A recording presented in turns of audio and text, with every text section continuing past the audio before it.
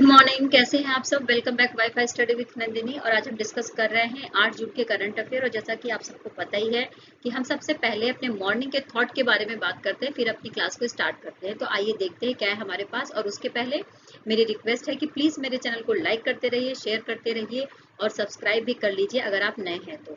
Okay, तो चलिए start कर। स्वामी विवेकानंद जी का कथन है, हम वो है जो हमें हमारी सोच ने बनाया है, इसलिए इस बात का हमेशा ध्यान रखो कि आप क्या सोचते हैं।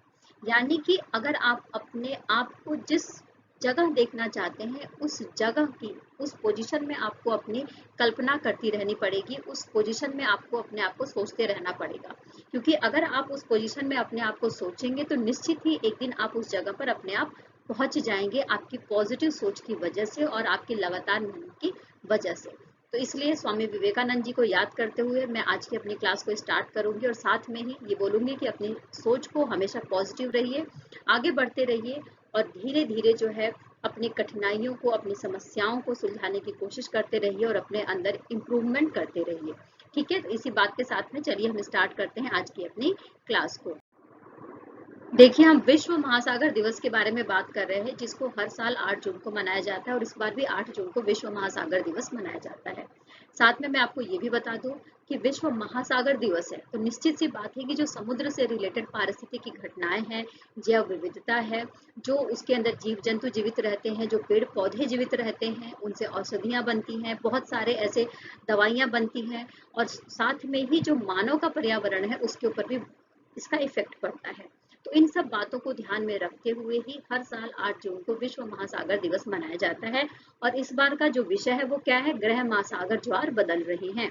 ओके, यानी थीम क्या है हमारी, तो थीम है हमारी कि planet oceans tides are changing. इस थीम के साथ हम 8 जून को विश्व महासागर दिवस मना रहे हैं। क्लियर हो गया।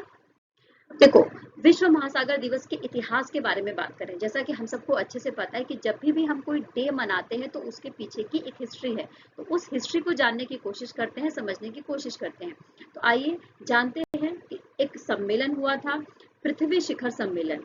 कौन सा सम्मेलन हुआ था, पृथ्वी शिखर सम्मेलन 1992 में रियो डिजनेरियो में। कहाँ पर, रियो डिजनेरियो में एक पृथ्वी सम्मेलन हुआ था, पृथ्वी शिखर सम्मेलन हुआ था, जिसमें संयुक्त राष्ट्र के द्वारा ये प्रस्तावित किया गया, ये अवधारणा लेकर आई गई कि भाई जो हमारा महासागर है उसके बारे में भी हमें कुछ करना चाहिए। तो इसके लिए अवेयरनेस पैदा करने के लिए ये डिसाइड किया गया कि हमें महासागरों को महत्व देना चाहिए और उनके लिए लोगों के बीच में जागरूकता फैलाना चाहिए। तो इसीलिए 5 दिसंबर 2008 को संयुक्त राष्ट्र महासभा ने जो 8 जून है उसको डिसाइड कर लिया और एक प्रस्ताव पारित किया। और इस प्रस्ताव में ये बोला गया कि हर साल 8 जून को विश्व महासागर दिवस मनाया जाएगा। ठीक है, और 5 दिसंबर 2008 को ये प्रस्ताव पारित किया गया, किसके द्वारा, यूनाइटेड नेशंस के द्वारा, यानी संयुक्त राष्ट्र के द्वारा। क्लियर है। अब देखो, समुद्र के लाभ, जैसा कि हम सबको अच्छे से पता है कि हम समुद्र जो होते हैं यानी जो ओशंस होते हैं वो जैव विविधता के एक तरीके से खजाने हैं, है ना। जैव विविधता से भरपूर मिलेंगे आपको, खनिज मिलेगा आपको, पेट्रोलियम से रिलेटेड जो चीजें हैं वहां पर आपको मिलेंगी। तो खाद्य और पोषण सुरक्षा के लिए, ऊर्जा सुरक्षा के लिए, जैव विविधता के लिए सांस्कृतिक और नैसर्गिक लाभ है इसका। खनिज मिलता है, बहुमूल्य जो धातुएं हैं, रत्न इससे प्राप्त होती हैं। मौसमी गतिविधियों पर इसका असर पड़ता है, आर्थिक गतिविधियों पर भी इसका असर पड़ता है। तो इन्हीं सब बातों को ध्यान में रखकर हम समुद्रों के जो समुद्र का लाभ है वो समझ सकते हैं। और अगर जिसको बहुत अच्छे से पढ़ना है तो प्लीज आप टेलीग्राम के लिंक पर जा सकते हैं, वहां पर आपको ये सारा फॉर्मेट मिल जाएगा, इंग्लिश और हिंदी बोथ लैंग्वेजेस में। और इसके अलावा अगर आपको अच्छे से डिटेलिंग में पढ़ना है तो आप वीडियो को पॉज करके भी पढ़ सकते हैं। क्लियर। अब देखो, जो समुद्र की सुरक्षा है उसको बनाने के लिए, उसको बचाए रखने के लिए संयुक्त राष्ट्र के द्वारा 1982 में, कब, 1982 में संयुक्त राष्ट्र के द्वारा law of sea convention, law of sea convention के तहत समुद्र की सुरक्षा को बनाए रखने की कोशिश करी गई। ठीक है, और specially United Nations law of the sea convention में अगर हम बात करें तो कुछ उपबंधों का जिक्र है, यानी कुछ चीजों का जिक्र किया गया है, जैसे कि नेविगेशन के लिए, ठीक है, और समुद्री सीमा को कैसे डिसाइड करना है, इसको किस तरीके से विशिष्ट आर्थिक जोन कैसे डिसाइड किया जाएगा, है ना, किस तरीके से जो अंतर्राष्ट्रीय समुद्री प्राधिकरण है उसके माध्यम से किस तरीके से समुद्र के ऊपर कैसे काम किया जाएगा, ओशंस के ऊपर, ये सारे डिसाइड किए गए थे कब, United Nations law of the sea convention के द्वारा। क्लियर। अब देखो, समुद्री पर्यावरण और जैव विविधता के संरक्षण के लिए कुछ संगठन है जो काम करते हैं, उन संगठनों के बारे में जान लेते हैं। संयुक्त राष्ट्र पर्यावरण कार्यक्रम, जिसके तहत जो global program of action for the protection of the marine environment for land based activities, यानी कि जैसा कि हमें साफ साफ यहाँ पे समझ में आ रहा है कि हमें यहाँ पर समुद्रों को, यानी जो हमारा जो समुद्र है, जो हमारा महासागर है, उसको किस तरीके से प्रोटेक्ट किया जा सकता है और साथ में किस तरीके से उसको बनाए रखा जा सकता है जिससे कि वहाँ पर पानी की उपलब्धता हो सके। जो समुद्र के तटीय वाला एरिया है, ठीक है ना, उसको किस तरीके से संशोधित किया जा सकता है, उसकी रक्षा की जा सकती है, इसके बारे में एक कार्यक्रम चलाया गया जिसका नाम रखा गया संयुक्त राष्ट्र पर्यावरण कार्यक्रम। इसके अलावा संयुक्त राष्ट्र शैक्षिक, वैज्ञानिक और सांस्कृतिक संगठन यानी यूनेस्को जिसको हम बोलते हैं, उसके द्वारा भी काम किया जाता है। समुद्र विज्ञान के क्षेत्र में आयोग बनाया गया है समुद्री अनुसंधान के लिए, यानी रिसर्च के लिए। जो भी जलवायु से रिलेटेड जो खतरे पैदा हो रहे हैं उससे रिलेटेड किस तरीके से महासागरों का इस्तेमाल किया जा सकता है, जो तटीय क्षेत्र है उसको किस प्रकार से बेहतर मैनेजमेंट के माध्यम से उसको जो है मनुष्य के लिए योग्य बनाया जा सकता है। इसके अलावा एक नेक्स्ट और जो संगठन है वो अंतर्राष्ट्रीय समुद्री संगठन यानी IMO के बारे में अगर हम बात करें तो ये भी संयुक्त राष्ट्र का एक संस्थान है जो स्पेशली अंतर्राष्ट्रीय समुद्री कानून के लिए स्थापित किया गया था। यानी जो अंतर्राष्ट्रीय समुद्री कानून है उसके ऊपर काम करने के लिए अंतर्राष्ट्रीय समुद्री संगठन की स्थापना करी गई थी संयुक्त राष्ट्र संघ के द्वारा, और संयुक्त राष्ट्र का ही एक प्रमुख संस्थान के रूप में ये काम करता है। क्लियर। नेक्स्ट जो बात मैं कर रही हूँ वो समुद्री नौवहन और प्रदूषण के रोकथाम के लिए क्या काम किया जा रहा है। तो international convention for the prevention of pollution from ship 1973 जो स्पेशली पॉल्यूशन के ऊपर काम करता है, जो समुद्रों से रिलेटेड पॉल्यूशन है उसके ऊपर। इसके अलावा 1978 में मरपोल प्रोटोकॉल आया था और इस मरपोल प्रोटोकॉल के माध्यम से भी जो समुद्री नौवहन है और प्रदूषण है उसके रोकथाम के लिए काम किया गया। International convention for the prevention of pollution of the sea by oil 1954, यानी ये सारे मैं आपको बता दूं कि ये सारे एक तरीके से कन्वेंशन है, एक तरीके से जो समुद्री एरिया में जो पॉल्यूशन पैदा हो रहा है उसको किस तरीके से रोका जा सकता है, इसके ऊपर ये सारे कन्वेंशंस, ये जो प्रोटोकॉल है ये काम करते हैं।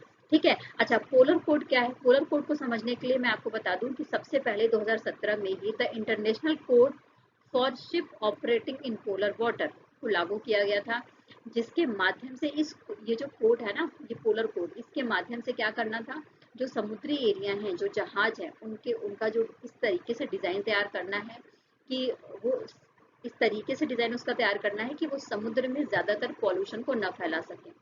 इसके अलावा रिसर्च को बढ़ावा देने के लिए, पर्यावरण संरक्षण को बढ़ावा देने के लिए, और जो समुद्री हमारे जीव जंतु हैं, जीव विविधता है, उसको किस तरीके से बनाए रखा जा सकता है। स्पेशली पोलर नाम है, यानी कि जो ध्रुवीय क्षेत्र हैं, यानी कि जो ध्रुवीय क्षेत्र है जैसे नॉर्थ पोल है, ठीक है, और जैसा साउथ पोल है। हम सबको पता है कि इस पोल पे बर्फ आपको ज्यादा मिलेगी, जो महासागर है वो पूरी तरीके से बर्फ से ढके हुए हैं, तो स्पेशली वहां के लिए पोलर कोड बनाया गया है। क्लियर हो गया। अब देखो, जो नेक्स्ट बात कर रहे हैं, समुद्री क्षेत्र के विकास के लिए जो अंतर्राष्ट्रीय संस्थाएं हैं वो कैसे काम करती है ना। तो देखो, हम सब ने कई सारे मूवीज में, कई सारे न्यूज में हम देखते हैं समुद्री डकैती के बारे में, कि कोई जहाज जा रहा है, उसको कोई सामान जा रहा है तो उसको कुछ डकैतों के द्वारा चोरी कर लिया जाता है। तो इस चीज से निपटने के लिए, समुद्र की सुरक्षा को बढ़ाने के लिए और समुद्री मार्ग से जो सामान एक जगह से दूसरी जगह पर जा रहा है उसकी सुरक्षा को बनाए रखने के लिए कुछ कानून लेकर आया गया, संयुक्त राष्ट्र समुद्री कानून अभिसमय, जिसके 1982, ठीक है।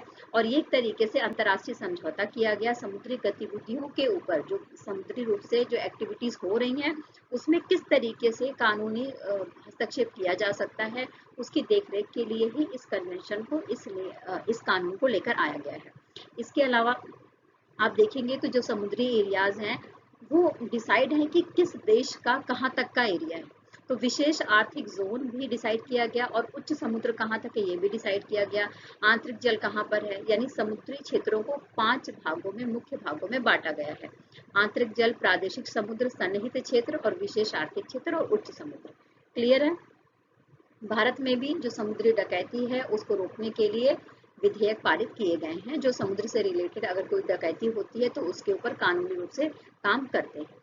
ठीक है। और इसके अलावा जो ये विधेयक पारित किया गया है भारत की तरफ से, ये स्पेशली समुद्र तट से 200 समुद्री मील से परे के सभी हिस्सों पर लागू होता है। यानी जो भारत से लगा हुआ समुद्री तट है ना, उससे लगभग 200 समुद्री मील से परे वाला जो हिस्सा है, से परे वाला जो भी हिस्सा है उस पे लागू होता है। क्लियर, समझ में आ गया। अब देखो हम जो बात कर रहे हैं विश्व ब्रेन ट्यूमर दिवस के बारे में, जो हर साल 8 जून को मनाया जाता है और इस बार भी 8 जून को ही मनाया जा रहा है विश्व ब्रेन ट्यूमर दिवस। जैसा कि नाम से ही समझ में आ रहा है कि ब्रेन में जब ट्यूमर हो जाता है, देखिए 2 प्रकार से ट्यूमर होता है। ठीक है, एक तो होता है कैंसर से रिलेटेड ट्यूमर और एक होता है नॉर्मल ट्यूमर, है ना। नॉर्मल ट्यूमर का इलाज कर लिया जाता है, लेकिन जो कैंसर युक्त ट्यूमर होता है वो काफी ज्यादा घातक होता है, जानलेवा होता है। तो इस जो ये ब्रेन ट्यूमर है इसके बारे में लोगों के बीच में जागरूकता फैलाने के लिए ही, दुनिया को अवेयर करने के लिए ही हर साल 8 जून को विश्व ब्रेन ट्यूमर दिवस यानी वर्ल्ड ब्रेन ट्यूमर डे हम मनाते हैं। साथ में आपको बता दूं कि इस बार की जो थीम है 2023 की वो क्या है, तो स्वयं को सुरक्षित रखें और तनाव से दूर रहें। स्वयं को सुरक्षित रखें और तनाव से दूर रखें, इस थीम के साथ इसे मनाया जा रहा है। और साथ में मैं एक एसोसिएशन के बारे में बात करूंगी यहाँ पर, जो जर्मनी से रिलेटेड है और जर्मन ब्रेन ट्यूमर एसोसिएशन है, जिसने 8 जून को पहली बार विश्व ब्रेन ट्यूमर दिवस मनाया था। ठीक है। और इसके बाद से ही अभी तक प्रेजेंट में अगर देखा जाए तो 14 देश इसमें शामिल हैं और साथ में ही ये पूरी दुनिया में ब्रेन ट्यूमर से जो प्रभावित रोगी हैं, जो फैमिलीज हैं, उनके उपचार के लिए, उनकी सहायता के लिए काम करता है और इस विषय में एक तरीके से अनुसंधान का भी यानी रिसर्च का काम करता है। और न्यूरो ऑन्कोलॉजी जो जो फील्ड है उसमें स्पेशली रिसर्च का काम करता है। ठीक है, कौन काम करता है, German brain tumour association. Clear हो गया। ओके, तो हमने बात कर लिया वर्ल्ड ब्रेन ट्यूमर डे के बारे में, जो हर साल 8 जून को मनाया जाता है और इस बार की जो थीम है वो क्या है, तो प्रोटेक्ट योरसेल्फ, अवॉइड स्ट्रेस। ठीक है ना, स्ट्रेस को अवॉइड करिए और अपने आप को प्रोटेक्ट करिए, इस थीम के साथ हम मनाते हैं। देखिए अब हम बात करें नागपुर के एम्स के बारे में, जिसको राष्ट्रीय प्रत्यायन बोर्ड से मान्यता मिल गई है। ठीक है, राष्ट्रीय प्रत्यायन बोर्ड से जिसको मान्यता मिल गई है, यानी हम यहाँ पर बात कर रहे हैं नागपुर के एम्स के बारे में। और ये क्या काम करेगा वो भी बता देते हैं। सबसे पहले तो मैं आपको ये बता दूं कि जो नागपुर का एम्स है वो अपने क्वालिटी हेल्थ केयर के लिए, क्वालिटी हेल्थ सर्विस के लिए फेमस है, जिसकी वजह से ही राष्ट्रीय प्रत्यायन बोर्ड के द्वारा इसको मान्यता प्राप्त हुई है। और साथ में ही हमारे देश के जो स्वास्थ्य और परिवार कल्याण मंत्री कौन है, तो मनसुख मंडाविया जी हैं। तो मनसुख मंडाविया जी के द्वारा ये बात कही गई कि ये जो एम्स है वो स्पेशली अपने अत्याधुनिक सुविधाओं के लिए, जो उसका बुनियादी ढांचा है उसके ऊपर काम करता है, शैक्षणिक गतिविधियों के लिए, रिसर्च के लिए, इस क्वालिटी वाइज हेल्थ केयर के लिए जाना जाता है। और इसके लिए इस एम्स की प्रशंसा भी करी गई है मनसुख मंडाविया जी के द्वारा। तो हमें बस ये याद रखना है कि जो हमारा नागपुर का एम्स है उसको राष्ट्रीय प्रत्यायन बोर्ड से मान्यता मिल गई है, ये बात हमें पता होनी चाहिए। ठीक है, हमने बात कर लिया नागपुर के किसके बारे में, नागपुर के एम्स के बारे में। ठीक है, अब देखो ये जो NABH मान्यता है ये क्या होता है, तो इसके बारे में जान लेते हैं। तो सबसे पहले मैं आपको बता दूं कि ये एक इस तरीके का प्रमाणीकरण है या इस तरीके की मान्यता है जो ये बताता है कि ये हॉस्पिटल उच्च क्वालिटी की हेल्थ सर्विसेज प्रोवाइड करवाता है ना। और इस यहाँ पर जो रोगी आते हैं उनका सही से इलाज किया जाता है, उनके जीवन की सुरक्षा की जाती है और स्वास्थ्य सेवा संगठन की जो प्रतिबद्धता है, जो काम करने की उसकी एबिलिटी है, जो योग्यता है, कैपेसिटी है, उसको प्रदर्शित करता है। ठीक है, अब हम बात कर रहे हैं संयुक्त राष्ट्र की सुरक्षा परिषद के बारे में। जैसा कि हम सबको अच्छे से पता है कि संयुक्त राष्ट्र की जो सुरक्षा परिषद है उसमें स्थायी सदस्य होते हैं और अस्थायी सदस्य होते हैं। ठीक है, और अच्छे से हमें ये भी पता है कि जो स्थायी सदस्य होते हैं वो वो स्थायी हैं, यानी कि उनकी सदस्यता स्थायी है, उनकी चेंज नहीं होती है। लेकिन जो अस्थायी सदस्य होते हैं उनकी सदस्यता क्या होती है, चेंज होती रहती है। क्लियर। अच्छा, यहाँ पर जो मैं बात कर रही हूँ तो मुझे ये बताना है आपको कि 6 जून को चुनाव हुआ है, ठीक है, संयुक्त राष्ट्र की जो महासभा है उसमें चुनाव हुआ है, और चुनाव में अल्जीरिया, गुयाना, कोरिया गणराज्य, सिएरा लियोन और स्लोवेनिया, इनको संयुक्त राष्ट्र सुरक्षा परिषद के गैर स्थायी सदस्य के रूप में चुना गया है। ठीक है, किसको, फिर से नाम याद रख लेना, जरूर से एग्जाम में पूछा जाएगा। अल्जीरिया, गुयाना, कोरिया गणराज्य, सिएरा लियोन और स्लोवेनिया, इनको चुना गया है किस चीज के लिए, गैर स्थायी सदस्य के रूप में, जो हमारा संयुक्त राष्ट्र का सुरक्षा परिषद है उसमें। ठीक है, और साथ में ही मैं आपको बता दूं कि ये जो है 1 जनवरी 2024 से अपना काम स्टार्ट करेंगे 31 दिसंबर 2025 तक के लिए, यानी 1 साल के लिए इनको चुना गया है। अच्छा, साथ में मैं आपको ये भी बताऊं कि बता दूं कि इसमें जो है ये किसकी जगह लेंगे, कौन से देशों की जगह इनको चुना गया है, तो ये अल्बानिया, ब्राजील, गैबान, घाना और संयुक्त अरब अमीरात की जगह लेंगे, है ना। और जब ये इनका चुनाव होता है, जो अस्थायी सदस्य होते हैं सुरक्षा परिषद के, तो जब इनका चुनाव किया जाता है तो मैं आपको बता दूं कि इसमें 2/3 बहुमत होना चाहिए या 128 वोट मिलना चाहिए, है ना। जैसा कि हमने बात कर ली, संयुक्त राष्ट्र जो हमारा जो संयुक्त राष्ट्र का सुरक्षा परिषद है उसमें 5 अस्थायी सदस्यों को चुना गया है। उनके नाम क्या है, तो अल्जीरिया, गुयाना, कोरिया गणराज्य, सिएरा लियोन और स्लोवेनिया। क्लियर। अब देखो, संयुक्त राष्ट्र सुरक्षा परिषद के बारे में अगर हम बात करें तो सबसे पहले तो मैं आपको ये भी बता दूं कि संयुक्त राष्ट्र सुरक्षा परिषद संयुक्त राष्ट्र का ही एक अंग है, ठीक है। और इसके बाद मैं आपको ये भी बता दूं कि संयुक्त राष्ट्र संघ की स्थापना 1945 में करी गई थी, संयुक्त राष्ट्र चार्टर के तहत, पूरी दुनिया में शांति को बनाए रखने के लिए, क्योंकि हमने फर्स्ट वर्ल्ड वॉर और सेकेंड वर्ल्ड वॉर देख लिया था। तो सेकेंड वर्ल्ड वॉर के बाद ये डिसाइड किया गया कि पूरी दुनिया में शांति को बनाए रखने के लिए एक संयुक्त राष्ट्र चार्टर के द्वारा एक संयुक्त राष्ट्र संघ की स्थापना की जाएगी। तो इसकी स्थापना कर ली गई और इसके 6 अंग बनाए गए, संयुक्त राष्ट्र संघ के 6 अंग बनाए गए, जिसमें से इसका एक अंग संयुक्त राष्ट्र सुरक्षा परिषद भी है। और इसके 5 अंग कौन कौन से हैं, तो जैसा कि आप स्क्रीन पर भी देख सकते हैं, संयुक्त राष्ट्र महासभा है, ट्रस्टीशिप काउंसिल है, आर्थिक और सामाजिक परिषद है, अंतर्राष्ट्रीय न्यायालय है जिसका मुख्यालय आपको हैग में मिलेगा, और सचिवालय है। क्लियर हो गया। और इसके 5 स्थायी सदस्य, इनके नाम हम सबको अच्छे से पता भी होंगे, एक बार रिवीजन कर लेते हैं। तो चाइना है, फ्रांस है, रसिया है, यूनाइटेड किंगडम है और संयुक्त राज्य अमेरिका है। संयुक्त राज्य अमेरिका, यूनाइटेड किंगडम, रसिया, फ्रांस और चाइना इसके स्थायी सदस्य हैं। इनके पास वीटो की पावर है कि अगर कोई प्रस्ताव पेश किया जाता है और इन 5 में से किसी ने भी एक वीटो पावर का यूज कर लिया तो वो प्रस्ताव वहीं पर समाप्त हो जाता है। इसका मुख्यालय आपको कहाँ देखने को मिलेगा, यूएन सिक्योरिटी काउंसिल का, तो आपको इसका मुख्यालय न्यूयॉर्क में देखने को मिल जाएगा। क्लियर। देखो, अब हम यहाँ पर बात करें दक्षिण कोरिया के, दक्षिण कोरिया में अंडर 20 एशियन एथलेटिक्स चैंपियनशिप हुई थी, ठीक है, दक्षिण कोरिया के येचियन में, है ना। क्या हुआ था, अंडर 20 एशियन एथलेटिक्स चैंपियनशिप, जिसमें भारत का प्रतिनिधित्व किसने करा था, सिद्धार्थ चौधरी ने करा था। किसने करा था, सिद्धार्थ चौधरी ने करा था। और इन्होंने शॉर्ट पुट जो स्पर्धा थी इसको खेला और उसमें गोल्ड मेडल जीता है। यानी गोल्ड मेडल जीतने वाले कौन बन गए, सिद्धार्थ चौधरी बन गए। किस फील्ड में जीता है, तो जो पुरुषों का शॉर्ट पुट स्पर्धा है उसमें जीता है।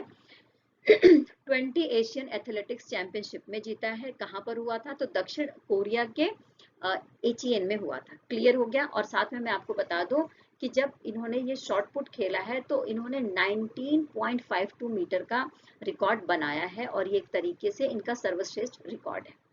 ठीक है। अच्छा, एशियाई जो एथलेटिक्स चैंपियनशिप है इसके बारे में बात करें तो इसको स्टार्ट किया गया था 1973 से 3 में और इसको हर साल आयोजित किया जाता है एशियन एथलेटिक्स फेडरेशन के द्वारा। क्लियर। अब देखो, दक्षिण कोरिया के बारे में बात करूं तो दक्षिण कोरिया का मैप जैसा कि आप स्क्रीन पर देख रहे हैं, तो जब आप एशिया का पूर्वी भाग देखेंगे तो वहां पर आपको दक्षिणी कोरिया यानी कि साउथ कोरिया देखने को मिल जाएगा। कोरियन जो प्रायद्वीप है उस पर, जैसा कि आप मैप में भी देख सकते हैं। साथ ही मैं आपको बता दूं कि उत्तरी कोरिया और दक्षिणी कोरिया का जो बॉर्डर है, जो यहाँ पर हमको दिख रहा है, इस वाले एरिया में जो हमें देखने को मिल रहा है, यहाँ पर भारी संख्या में क्या तैनात है, भारी संख्या में यहाँ पर सेना तैनात है, क्योंकि इन दोनों के बीच में सीमा विवाद को लेकर जो विवाद है वो चल रहा है। ठीक है, यहाँ के आपको राष्ट्रपति देखने को मिलेंगे यून सुक येवोल, राजधानी सियोल है और प्रधानमंत्री हान डक सू है। क्लियर हो गया। देखिए हम बात करें श्रीलंका के बारे में। श्रीलंका का जो कोलंबो है, वहां पर भारत और श्रीलंका के बीच में सह संगोष्ठी हुई है, सह प्रदर्शनी हुई है ताज समुद्र में। कहां पर? ताज समुद्र में। और इसमें जिस विषय को लेकर बात की गई है, जो एग्जीबिशन ये लगाया गया है भारत और श्रीलंका के बीच में, स्पेशली ये डिफेंस सेमिनार है, यानी रक्षा संगोष्ठी है, और इससे रिलेटेड प्रदर्शनी भी आयोजित करी गई है।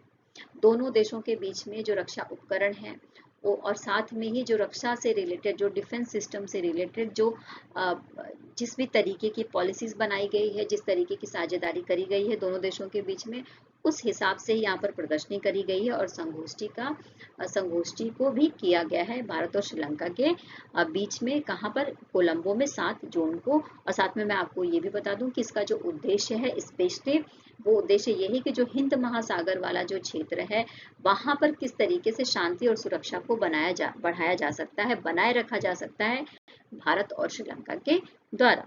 क्लियर। अब देखो जो नेक्स्ट हम बात कर रहे हैं, जैसा कि हमने बात कर ली है कि ऑब्जेक्टिव ऑफ इवेंट्स क्या है, तो ऑब्जेक्टिव ऑफ इवेंट्स यही है कि इस बात पर फोकस किया जा रहा है कि जो हिंद महासागर वाला एरिया है उसको किस तरीके से सुरक्षित किया जा सकता है, और उसको किस तरीके से हम जो है शांतिपूर्ण बनाए रख सकते हैं भारत और श्रीलंका मिलकर। तो हमने ये बात कर ली इंडिया श्रीलंका डिफेंस सेमिनार के बारे में। क्लियर। देखिए हम बात कर रहे हैं कोयला और लिग्नाइट की खोज योजना के बारे में। मैं आपको पहले बता दूं कि 2020 और 21 वाला जो सेशन गया था, फाइनेंशियल ईयर था, तो उसमें जो मोदी गवर्नमेंट है उसने डिसाइड किया था कि कोयला और लिग्नाइट की खोज योजना चलाई जाएगी, और अब इसी योजना का विस्तार किया जा रहा है 2025 और 26 तक। ठीक है। अच्छा, जो इस योजना का विस्तार किया जा रहा है 2025 और 26 तक, उसमें मैं आपको बता दूं कि ये जो योजना है वो 2 चरणों में आयोजित करी जाएगी। फर्स्ट चरण में जो गैर कोल इंडिया लिमिटेड है उसके द्वारा जो कोयला ब्लॉक्स हैं उसकी खोज की जाएगी, और उसके बाद दूसरे पार्ट में उसका अन्वेषण किया जाएगा, विस्तृत अन्वेषण, मतलब कि उसके क्षेत्रों की खोज को बढ़ाया जाएगा। क्लियर हो गया। और इस पर जो भी बजट आएगा उसको भी बता दिया गया है, बजट को रिलीज करने की भी बात करी गई है कि 2980 करोड़ रुपए का व्यय आएगा, और साथ में 1650 करोड़ रुपए का जो बजट है वो इसलिए दिया जा रहा है कि जो ब्लॉक्स हैं, कोयले के जो ब्लॉक्स हैं उसकी खोज की जा सके, जो लिग्नाइट के ब्लॉक्स हैं उसकी खोज की जा सके, और 1330 करोड़ रुपए जो गैर कोल वाला एरिया है वहां पर ड्रिलिंग के माध्यम से, विस्तृत ड्रिलिंग के माध्यम से वहां पर खोज की जा सके। ठीक है, समझ में आ गई ये बात। ठीक है, तो हमने बात कर ली कोयला और लिग्नाइट जो क्षेत्र है उसके खोज के बारे में। ठीक है। देखिए इस योजना के महत्व के बारे में बात करें तो सबसे पहले तो महत्व यही है कि हमें कोयला के जो भंडार हैं उसका पता चलेगा, और पता लगने के बाद हमारा जो इकोनॉमिकल ग्रोथ है उसमें हेल्प मिलेगी। जो हमारी कंपनियां हैं जो काम करती हैं कोयले से रिलेटेड, उनको काम मिलेगा और उनका डेवलपमेंट होगा। और साथ में ही इस परियोजना के माध्यम से जो भी ब्लॉक्स मिलेंगे, इस अन्वेषण के माध्यम से, इस रिसर्च के माध्यम से उस ब्लॉक की नीलामी करी जाएगी, और जो भंडार है उनका मूल्यांकन किया जाएगा, और इसके बाद से अलग अलग कंपनियों में अलग अलग तरीके से इसको डिस्ट्रीब्यूट किया जाएगा। ठीक है। अच्छा देखो जो नेक्स्ट हम बात कर रहे हैं मध्य प्रदेश के बारे में बात कर रहे हैं। मध्य प्रदेश के जो मुख्यमंत्री हैं शिवराज सिंह चौहान जी, उनके द्वारा एक योजना लेकर आई गई है, सीखो और कमाओ योजना। क्या योजना है? सीखो और कमाओ योजना। और स्पेशली ये उन युवाओं के लिए है जिनके पास रोजगार नहीं है, उनके स्किल डेवलपमेंट के लिए है। जैसा कि आप स्क्रीन पर भी देख सकते हैं कि इस योजना के तहत जो जो स्टूडेंट या जो युवा 12th पास होंगे उनको 8000 रुपए, जो जिन्होंने ITI करा हुआ है उनको 8,500 रुपए, जिन्होंने डिप्लोमा करा हुआ है उनको 9,000 रुपए, और जिन्होंने जिन्होंने ग्रेजुएशन किया है या पोस्ट ग्रेजुएशन किया है उनको 10,000 रुपए दिया जाएगा, जिससे कि इन पैसों का इस्तेमाल करके वो अपने स्किल को डेवलपमेंट कर सकें और साथ में ही रोजगार को प्राप्त कर सकें। इस योजना का नाम क्या है? मुख्यमंत्री सीखो और कमाओ योजना, मध्य प्रदेश की योजना है ये, ठीक है। और इसमें लगभग 703 वर्किंग क्षेत्र के बारे में, वर्किंग फील्ड के बारे में बात की गई है, उनकी पहचान करी गई है जहां पर युवा काम कर सकते हैं। क्लियर?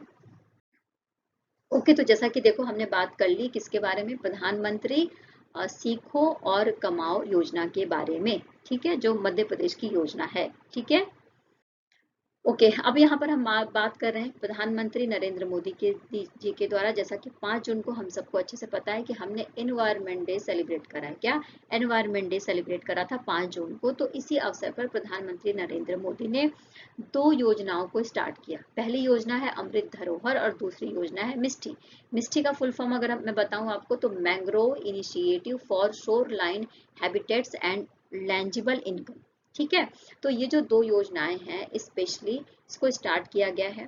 मैं आपको बता दूं कि प्रधानमंत्री के द्वारा ये बोला गया कि लगभग 9 साल के भीतर जो आर्द्र भूमियां हैं और जो रामसर स्थल हैं उनकी संख्या को बढ़ाया जाएगा, और लगभग इस संख्या को 3 गुना करने की बात की गई है। यानी जो आर्द्र भूमि है उनके महत्व को, पारिस्थितिकी तंत्र में उनके महत्व को, जो मानव का जीवन है, जीव जंतुओं का जीवन है, उसमें इसके महत्व को ध्यान में रखते हुए किया गया है। अगर भारत के बारे में बात करें तो भारत दक्षिण एशिया में स्थित है। दक्षिण पूर्वी एशिया में भारत आपको देखने को मिल जाएगा, और लगभग मैंग्रोव आबादी का जो मैंग्रोव है यहाँ पर लगभग 3% है इस पर्टिकुलर एरिया में, यानी दक्षिण एशिया वाले क्षेत्र में। और ये आपको भारत में कहाँ कहाँ देखने को मिलेगा? तो जहाँ पर समुद्र तटीय एरिया है ना, जहाँ पे दलदली क्षेत्र है, जैसे सुंदरबन डेल्टा वाला क्षेत्र है, अंडमान क्षेत्र है, गुजरात का कच्छ है, जामनगर क्षेत्र है, यहाँ पर आपको जो है ये आर्द्र भूमि देखने को मिल जाएगी भारत में। क्लियर हो गया? और अभी प्रेजेंट में बात करूं तो भारत में 75 रामसर स्थल हैं, यानी कि अंतर्राष्ट्रीय महत्व की जो आर्द्र भूमियां है उनकी संख्या कितनी है? तो 75 है। ये बात जरूर याद रख लेना, एग्जाम में पूछा जाता है, ठीक है। हमने बात कर ली कि भारत में इस समय कितने रामसर साइट्स हैं, तो 75 रामसर साइट्स हैं। क्लियर? अब देखो अमृत धरोहर योजना के बारे में बात करें तो अमृत धरोहर योजना के बारे में जब हमारा बजट आया था 2023 और 24 वाला, तो हमारे देश की जो वित्त मंत्री फाइनेंस मिनिस्टर है वो कौन है? तो निर्मला सीतारमण जी हैं। तो उनके द्वारा केंद्रीय बजट में इसकी बात करी गई थी अमृत धरोहर योजना के बारे में, जिसमें क्या काम किया जाएगा? तो स्पेशली जैव विविधता को बढ़ावा देने के लिए जो कार्बन का स्टॉक है उसको किस तरीके से, कार्बन की रिलीजिंग है उसको कम किया जा सकता है, जो हमारा इकोलॉजिकल सिस्टम है उसको किस तरीके से इम्प्रूव किया जा सकता है, इन विषयों पर बात किया गया। झीलों के महत्व पर जोर दिया गया, और जो भी नदियों से रिलेटेड नदी, झील, झरने हैं इनको किस तरीके से बनाए रखा जा सकता है, किस तरीके से पारिस्थितिकी तंत्र में इनके योगदान को विकसित किया जा सकता है, इसके ऊपर ये योजना लेकर आई गई है जिसका नाम है अमृत धरोहर योजना। क्लियर है? अब हम बात कर रहे हैं मिस्ट्री के बारे में। मिस्ट्री का फुल फॉर्म जैसा कि मैंने आपको पहले ही बता दिया है, mangrove initiative for shoreline habitats and tangible income, जिसके बारे में हमारा जो फाइनेंशियल ईयर है, जो हमारा फाइनेंशियल ईयर था, फाइनेंशियल ईयर है सॉरी 2023 और 24 वाला, उसके बारे में जब बजट पेश कर रही थी केंद्रीय वित्त मंत्री निर्मला सीतारमण जी, तो उसमें इस योजना के बारे में इन्होंने बात करा था। और ये स्पेशली जो योजना है समुद्र तट के पास जो लवण युक्त भूमि है, ठीक है ना, वहां पर मैंग्रोव वृक्षारोपण है उसको सुविधा प्रदान करना है, मैंग्रोव वृक्षारोपण को बढ़ाने के बारे में बात किया गया है। ये जो योजना है वो मनरेगा, कैंपा फंड और अन्य स्रोतों के अभिसरण के द्वारा संचालित होने की बात बताई गई है। और अगर मैं आपको बताऊं तो भारत में इस टाइम पर जो ये योजना है वो स्टेप बाय स्टेप लॉन्च की जाएगी। तो जो 2023 और 24 में योजना स्टार्ट की गई है उसमें भारत के जो 11 राज्य हैं और भारत की जो 2 यूटी हैं, है ना, उनको लिया गया है, और वहां पर लगभग 540 वर्ग किलोमीटर का जो एरिया है वहां पर मैंग्रोव के विकास के बारे में बात की गई है। यानी उस पर्टिकुलर एरिया में जो 540 वर्ग किलोमीटर का जो एरिया है वहां पर मैंग्रोव का विकास किया जाएगा, है ना। और साथ में मैं आपको बता दूं कि इसकी जो लागत आएगी उसका 80% कवर सेंट्रल गवर्नमेंट करेगी, और 20% का जो योगदान है वो किसके द्वारा किया जाएगा? तो वो किया जाएगा जो स्टेट गवर्नमेंट है उसके द्वारा। अच्छा, मैं आपको ये भी बता दूं कि भारत का जो सबसे बड़ा मैंग्रोव वाला क्षेत्र है वो सुंदरवन है, यानी सुंदरवन जो डेल्टा वाला क्षेत्र है वो भारत का सबसे बड़ा मैंग्रोव वन है। क्लियर? ओके, हमने अब देखो हम नेक्स्ट जो बात कर रहे हैं वो महाराष्ट्र सरकार के साथ में जो एनएचपीसी लिमिटेड है उसने समझौता किया है। एनएचपीसी ने महाराष्ट्र सरकार का जो ऊर्जा डिपार्टमेंट है, जो एनर्जी डिपार्टमेंट है, उसके साथ में समझौता किया है। समझौता इसलिए किया गया है कि 7350 मेगावाट का जो बिजली है, जो ऊर्जा है, उसका उत्पादन किया जा सके दोनों के द्वारा मिलकर। और साथ में ही इसमें हरित ऊर्जा का प्रयोग किया जाएगा, यानी सौर ऊर्जा, पवन ऊर्जा और जो हाइब्रिड यानी जो जल के माध्यम से बिजली बनाई जाती है उसके बारे में बात की गई है। उसकी हाँ, तो इसके माध्यम से ऊर्जा बनाई जाएगी, बिजली का उत्पादन किया जाएगा। और साथ साथ में मैं आपको ये भी बता दूं कि जो ये बिजली का उत्पादन होगा, जो ये ऊर्जा निकलेगी, इसको पंप स्टोरेज सिस्टम के माध्यम से जोड़ा जाएगा, है ना। यानी इस एनर्जी को पंप स्टोरेज सिस्टम के माध्यम से जोड़ा जाएगा, जिससे कि इसको एक जगह से दूसरी जगह पर आसानी से पहुंचाया जा सके। तो जैसा कि हम सबको पता चल गया है कि एनएचपीसी लिमिटेड ने महाराष्ट्र सरकार के का जो ऊर्जा डिपार्टमेंट है उसके साथ क्या किया है, एक टाई अप करा है, एक एमओयू पर हस्ताक्षर करा है, मेमोरेंडम ऑफ अंडरस्टैंडिंग। क्लियर? हमने बात कर ली 7350 मेगावाट का जो कैपेसिटी, बिजली की कैपेसिटी है, जो ऊर्जा की कैपेसिटी है, उसका उत्पादन किया जाएगा दोनों के द्वारा मिलकर। क्लियर? ठीक है। एनएचपीसी लिमिटेड के बारे में बात करूं तो मैं आपको बता दूं कि ये भारत सरकार की कंपनी है। भारत सरकार का जो ऊर्जा विभाग है, जो ऊर्जा मंत्रालय है, उसके तहत उसके स्वामित्व वाली कंपनी है। इसकी स्थापना के बारे में बात करें तो 1975 से ये काम कर रही है। और पहले जो इसका नाम था वो national hydro electric power corporation था। क्या था? National hydro electric power corporation था। क्लियर हो गया? ठीक है। अच्छा, केंद्र सरकार ने बिजली के क्षेत्र में mission on advance and high impact research, जिसका नाम है माहिर, की शुरुआत करी है। ठीक है। सेंट्रल गवर्नमेंट ने बिजली का जो क्षेत्र है उसमें काम करने के लिए mission on advance and high impact research, जिसका नाम है माहिर, इसकी स्टार्टिंग करी है। और मैं आपको बता दूं कि इसमें इस मिशन की जो योजना बनाई गई थी 2023-24 में, और 2023 और 24 से लेकर 5 साल के लिए, यानी 2027-28 तक ये योजना चलने वाली है। और इस समय प्रेजेंट टाइम में जो भारत के ऊर्जा और नवीकरणीय ऊर्जा मंत्री कौन है, तो आर.के. सिंह है, जिनके बारे में हमें पता होनी चाहिए। ठीक है। इसके ऑब्जेक्टिव के बारे में बात करूं तो इस मिशन का ऑब्जेक्टिव ये है कि किस तरीके से टेक्नोलॉजीज को इमर्ज किया जा सकता है और जो इंडिजीनियसली यूज किया जा सकता है, भारत के बाहर भी, यानी देश के बाहर भी किस तरीके से टेक्नोलॉजी का इस्तेमाल करके ऊर्जा का निर्माण किया जा सकता है इस रिसर्च के तहत। और साथ में minister of power and new and renewable energy कौन है, तो हमारे देश के ऊर्जा मिनिस्टर हैं आर.के. सिंह, जिनके बारे में हमें पता होना चाहिए इनका नाम। क्लियर? अब देखो नेक्स्ट जो हम बात करें मेक इन इंडिया के बारे में, तो मेक इन इंडिया को 25 सितंबर 2014 को लॉन्च किया गया था। यानी 2014 में 25 सितंबर को मेक इन इंडिया को लॉन्च किया गया था। स्पेशली भारत में जो है भारत का जो मैन्युफैक्चरिंग फील्ड है उसको बढ़ावा देने के लिए, नए विचारों को अपनाने के लिए और जो टेक्नोलॉजी है उसको आगे बढ़ाने के लिए। ठीक है। यानी स्पेशली आप समझ लो कि बुनियादी ढांचे में सुधार करने के लिए 25 सितंबर 2014 को लॉन्च किया गया था इसे। स्टार्टअप इंडिया के बारे में बात करें तो इसको 16 जनवरी 2016 को लॉन्च किया गया था। स्टार्टअप इंडिया को कब लॉन्च किया गया था? देखो बहुत इंपॉर्टेंट क्वेश्चन है, एग्जाम में आता है। 16 जनवरी 2016 को लॉन्च किया गया था। स्पेशली जो स्टार्टअप्स हैं उनको बढ़ावा देने के लिए, जो छोटे उद्योग हैं, मध्यम आकार के उद्योग हैं, उसको किस तरीके से उद्योगों से जोड़ा जा सकता है, नए विचारों को किस तरीके से प्रोत्साहित किया जा सकता है, इन सब बातों को लेकर स्टार्टअप इंडिया की शुरुआत करी गई थी 16 जनवरी 2016 को। क्लियर है? ठीक है। अब देखो हम बात कर रहे हैं यहाँ पर केरला के बारे में। केरला ने Kerala fibre optical network launch किया है। इस ऑप्टिकल नेटवर्क से क्या किया जाएगा? Specially high speed broadband internet की सुविधा प्रदान की जाएगी।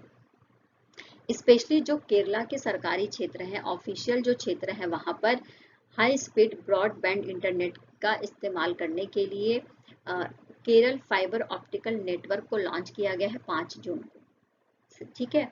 अब इसका जो उद्देश्य है कि वो डिजिटल डिवाइड को कम करना, ठीक है, डिजिटल डिवाइड को कम करना है और जो केरला के घर हैं, स्पेशली जो सरकारी कार्यालय है, वहां पर इंटरनेट की सुविधा को प्रोवाइड कराना है ना। और अगर इंटरनेट की मजबूती होगी, यानी इंटरनेट सही तरीके से काम करेगा, तो केरला के डेवलपमेंट में भी, उसके आर्थिक विकास में भी, उसके सामाजिक विकास में भी बढ़ावा मिलेगा। क्लियर? ठीक है, हमने बात कर ली। On 5 June the government of Kerala officially launch the Kerala fibre optical network, यानी KFON। ठीक है, अब केरल फाइबर ऑप्टिकल नेटवर्क के बारे में अगर हम बात करें, तो ये जो है specially optical fibre cable network है, जो पूरे केरला में 375 पॉइंट्स ऑफ प्रेजेंस के साथ 30,000 किलोमीटर तक फैला है। कितने, कहाँ तक फैला है? 30,000 किलोमीटर तक फैला है, और केबल ऑपरेटरों के द्वारा सेवाएं प्रदान करी जाती हैं। क्लियर हो गया? अब देखो, हम केरला के बारे में बात करें तो जैसा कि आप मैप में, जब भारत के मैप में केरला को देखोगे तो बिल्कुल साउथ में आपको केरला देखने को मिल जाएगा। और इसकी राजधानी क्या है? तो तिरुवनंतपुरम इसकी राजधानी है। आधिकारिक पक्षी ग्रेट हॉर्नबिल है। राज्यपाल कौन है? आरिफ मोहम्मद खान है। मुख्यमंत्री पिनाराई विजयन है। केरला की नदियों के बारे में अगर हम बात करें तो यहाँ पर पेरियार नदी, भरतपुषा, पंबा नदी, चलियार नदी और चालाकोडी देखने को मिलेगी। और भारत की सबसे लंबी झील भी केरला में आपको देखने को मिलेगी, जिसका नाम है वेम्बनाड। ये याद रखना, भारत की सबसे लंबी झील कौन सी है? तो वेम्बनाड है। ठीक है, देखिए हम बात कर रहे हैं, एक बुक है जिसका नाम है नालंदा। ठीक है, और ये बुक किसके द्वारा लिखी गई है? तो भारत के कवि राजनयिक है जिनका नाम है अभय के, इनकी बुक है नालंदा, ये लिखी गई है। और साथ में मैं आपको बता दूं कि जो नालंदा है, स्पेशली इसमें जो पूरी दुनिया का पहली यूनिवर्सिटी थी नालंदा, उसके बारे में आपको देखने को मिलेगा इस बुक में। 21वीं सदी का यूनिवर्सिटी थी नालंदा, जिसको कहा जाता है कि जिसको समाप्त कर दिया गया था। ठीक है, तो इसके बारे में जानकारी मिलेगी आपको नालंदा बुक में। और इसके राइटर कौन है? तो अभय के हैं, और साथ में ये कवि भी हैं और एक राजनयिक भी हैं। इसकी घोषणा करी गई कि इस बुक का अधिग्रहण कर लिया गया है पेंगुइन रैंडम हाउस इंडिया के द्वारा। ठीक है, और साथ में मैं आपको ये भी बता दूं कि 2024 में विजेंट छाप के साथ में इसको रिलीज किया जाएगा। और इसके अलावा अगर हम अभय के बारे में बात करें तो इनको सार्क साहित्यिक पुरस्कार 2013 में मिल चुका है। 2018 में इनको library of Congress Washington DC का इनको जो है मिल चुका है, जो वॉशिंगटन डीसी के द्वारा दिया जाता है, लाइब्रेरी ऑफ कांग्रेस 2018 में इनको मिल चुका है। और इसके अलावा संस्कृत में कालिदास ने जो उनकी जो महाकाव्य है, जिसको मेघदूत कहते हैं और ऋतु संहार है, उसका अनुवाद इन्होंने किया था। तो इनको KL poetry book of the year का अवार्ड भी मिला हुआ है। KLF poetry book of the year का अवार्ड भी मिला हुआ है 2020 और 21 के लिए। ठीक है, तो ये सारे अवार्ड है जो इनको मिले हुए हैं, किसको? अभय के को, जिनकी बुक है नालंदा, जिसका विमोचन किया गया है और इसको अधिग्रहित कर लिया गया है पेंगुइन रैंडम हाउस इंडिया के द्वारा। क्लियर है ना? अब हमें जानकारी हो गई है अभय के जी के बारे में। ठीक है, देखिए ये वीके शिवानी जी हैं। जैसा कि मैं आपको बता दूं कि वीके शिवानी जी के बारे में हम सब अच्छे से जानते हैं कि ये ब्रह्म कुमारी से रिलेट करती हैं। इनकी एक बुक रिलीज करी गई है जिसका नाम है the power of one thought, master your mind master your life. इस बुक में स्पेशली ये बताया गया है कि अगर आप अपने थॉट प्रोसेस को चेंज कर लेते हैं तो आपकी लाइफ में जितनी भी परेशानियां हैं उससे आप बच सकते हैं, अपनी आदतों में सुधार कर सकते हैं, अपने दिमाग की शक्ति का इस्तेमाल करके किस तरीके से आप अपने लाइफ को एक बेहतर लाइफ में कन्वर्ट कर सकते हैं, लाइफ स्किल्स में सुधार कर सकते हैं, अपनी आदतों में भी सुधार कर पाएंगे और आपको एक दिन सफलता भी मिल जाएगी। तो ये बात कर रही है थॉट प्रोसेस के ऊपर, थॉट प्रोसेस को पॉजिटिव करने के ऊपर। बीके शिवानी जी के बारे में बात करें तो इनको 25 साल से अधिक का राजयोग का अभ्यास भी है और राजयोग में ये काम भी कर रही हैं। इसके अलावा ब्रह्म कुमारी से रिलेट करती हैं और इसके साथ इनका एक टीवी शो भी स्टार्ट हुआ था 2007 में, जिसका नाम है अवेकनिंग विद ब्रह्म कुमारीज, है ना। और अभी तक 2000 से अधिक जो एपिसोड है वो प्रसारित हो चुके हैं। 2017 में इनको वर्ल्ड साइक्रियाट्रिक एसोसिएशन के द्वारा सद्भावना राजदूत के रूप में नियुक्त किया गया था। यानी वर्ल्ड साइक्रियाट्रिक जो एसोसिएशन है उसके द्वारा 2017 में इनको सद्भावना राजदूत के रूप में नियुक्त करा गया था। ये बात हमें पता होनी चाहिए। तो हमने बात कर ली वीके शिवानी के बारे में, जिनकी नई बुक आई है the power of one thought, इसको रिलीज किया गया है। क्लियर? देखिए, हम बात कर रहे हैं popular actor, director, theatre artist हैं आमिर रजा हुसैन। इनके बारे में, जिनको थिएटर के फील्ड में काम करने के लिए भारत की तरफ से पद्मश्री अवार्ड भी मिल चुका है। पद्मश्री से भी ये सम्मानित किए जा सकते हैं। 2014 में इनकी लास्ट फिल्म आई थी जिसका नाम है खूबसूरत। और साथ में मैं आपको ये भी बता दूं कि इनकी मृत्यु हो गई है। ये सिर्फ 66 ईयर के थे। और इनके बर्थ के बारे में बात करें तो इनका जन्म हुआ था 6 जनवरी को 1957 में। एक अवधी फैमिली से रिलेट करते थे ये, है ना। तो लास्ट फिल्म इनकी 2014 में आई थी। और इन्होंने क्रिएटिविटी भी दिखाई थी बाहुबली, RRR और जो अभी आने वाली मूवी है आदि पुरुष, इसमें। ठीक है, हमने बात कर ली पॉपुलर एक्टर, डायरेक्टर और थिएटर आर्टिस्ट आमिर रजा हुसैन के बारे में, जिनकी डेथ हो गई है 66 एज की उम्र में। तो प्लीज चैनल पर बने रहिए, लाइक करते रहिए, शेयर करते रहिए। इस सेशन में इतना ही, फिर कल मिलेंगे नए नए विचारों के साथ में और नए करंट अफेयर के साथ में। ओके, तो टेक केयर, बाय बाय।